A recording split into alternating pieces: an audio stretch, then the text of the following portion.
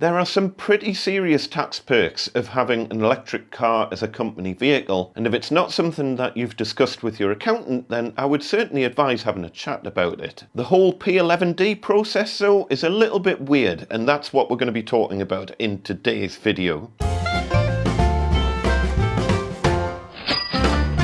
Hi folks, welcome back to the Small Business Toolbox. I'm Andy Mack and I've been involved in the small business community for must be coming on 30 years now. Usual rules apply. Please don't take anything I'm saying in this video as accountancy advice or legal advice.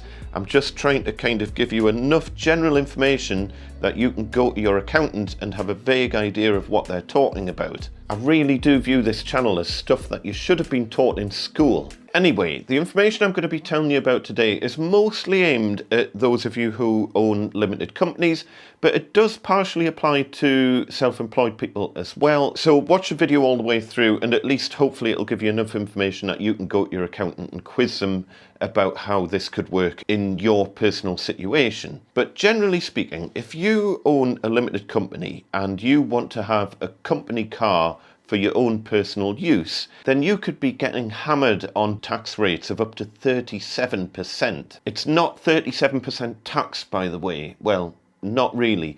Basically, the way it works is that certain cars have a value kind of assigned to them based on how much you paid for the car and their CO2 emissions. So kind of how bad they are for the environment. But if you've got a really inefficient gas-guzzling company car that costs, say, £50,000, then it's a bit like adding 18.5 grand of taxable income to your salary. This generally makes company cars not particularly tax efficient unless you've got money to burn. But if you are considering buying an electric car at the moment, the benefit in kind rate is only 2%. And you can normally write off the entire value of the car in the first year that you buy it, so you don't have to worry about depreciation and all that sort of stuff. So if you've built up a bit of cash in your business and you're not entirely sure what to do with it, an electric car could actually be a really tax efficient way of using that money. Now this all comes with the massive caveat that, as I say, I'm not an accountant and this is a particularly complex subject, so you really need to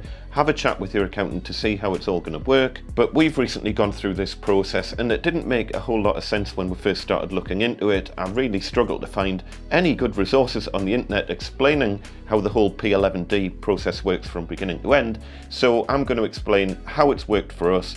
Whether or not that's correct, I've got no idea. So at the time of writing, there are basically two taxes applicable to company cars. One of them you're going to have to pay personally and the other one your company's going to have to pay. The tax the company is going to have to pay is Class 1A Employer's National Insurance, and the tax you're going to have to pay is the benefit in kind tax that I briefly mentioned before. So I'll take you through a bit of an example and hopefully it'll then make a little bit more sense. So let's say your company has bought an electric car for you to use for personal use and the purchase price of that car was £30,000. Well, at the moment the tax rate on that is going to be 2%. So that's 2% of 30,000, which is £600. So it's basically like adding £600 to your taxable income for the year. So for most people, let's assume you pay tax at 20%, then the tax that you're going to pay is going to be £120 per year, which is the 20% of the £600, which is the 2% of the £30,000. Your company will also need to pay Class 1A Employer's National Insurance on the business in kind value. At the minute, the rate for that is 14.53%. So it would be 14.53% of £600, which is £87.18. But that gets paid by your company, not by you personally. So in other words, between you and the company, you are out of pocket to HMRC to the tune of £207.18. You pay that every year and that's basically it. It's not a bad deal. So how does the process actually work? How do you pay that tax? How do you pay the employer's national insurance? Well, this is where things get a little bit more complicated. So as I say, I'm just going to run through how it worked for us. I've only done this once in my life, so I couldn't honestly tell you if this is correct. But our accountant, who we've known and trusted for a very long time, seems to think that everything that we've done is correct. So I'm kind of taking his word for it. So from the very beginning, first of all,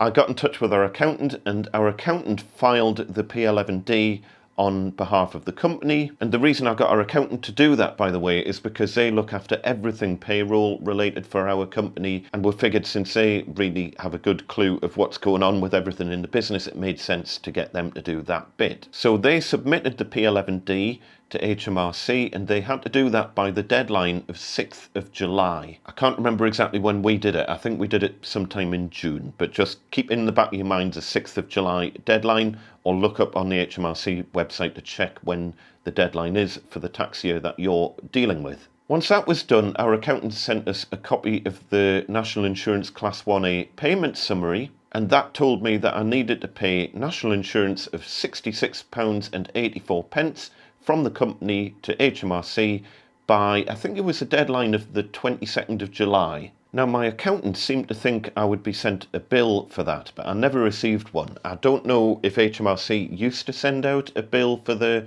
employer's NI, but we never received anything. We left it until about 10 days before the deadline, and eventually it was like, no, we need to get this paid. I don't want to risk being fined. And because our accountant looks after our payroll and already have the payroll log on for HMRC, they logged in, it confirmed there was an outstanding bill of £66.84, and it also confirmed that it was due by the 22nd of July. So we decided the easiest way to pay it would be by online transfer, but in order to do that you need a special reference number to put into the bank transfer details. But that was shown on the HMRC website, so our accountant just gave us that reference number.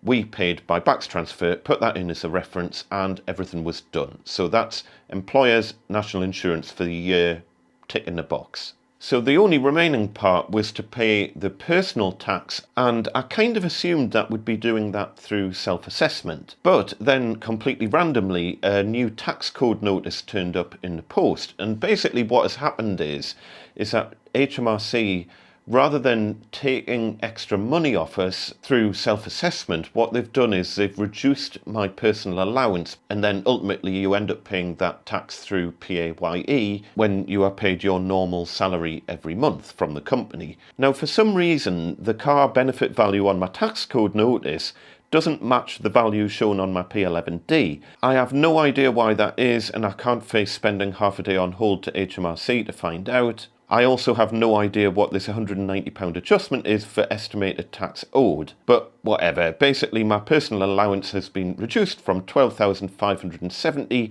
to £11,460. And my accountant gave us the option of either paying that little bit of extra tax on that amount every month, or reducing my monthly wage to below the new personal allowance that I've now got. I opted for the wage reduction, but it's up to you the way you want to do that, I guess. For this particular business, I wasn't paying any tax through PAYE before, and I'm not paying any tax through PAYE now. It's all dealt with through self-assessment. So technically, I'm only out of pocket by £66.84 per year, but I have had to take a slight pay cut. As I say, obviously this will vary depending on how much salary you want to draw from your company, but, and here's the important part, you do still need to check everything is correct when you do your self-assessment tax return, just to make sure everything tallies up and the figures are all as expected. So I'll take you through what that looks like. So log in to the government gateway to file your tax return as per usual. So you're going into your self-assessment tax return. I'm not going to show you how to fill in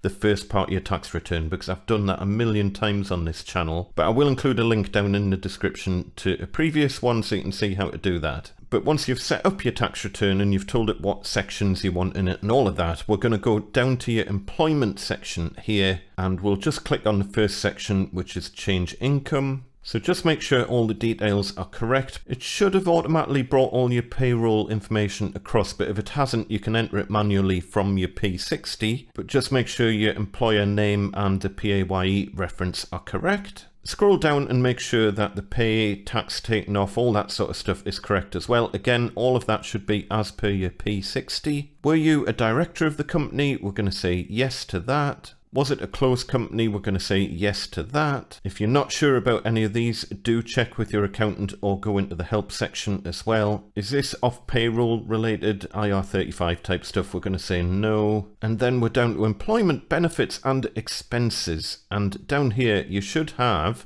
taxable benefits and expenses from your employer. So we're going to say yes to that. It does say above there, this information can be found on your P11D. And for simplicity, we're just saying no to employment expenses and capital allowances at the moment. And we'll just click Save and Continue.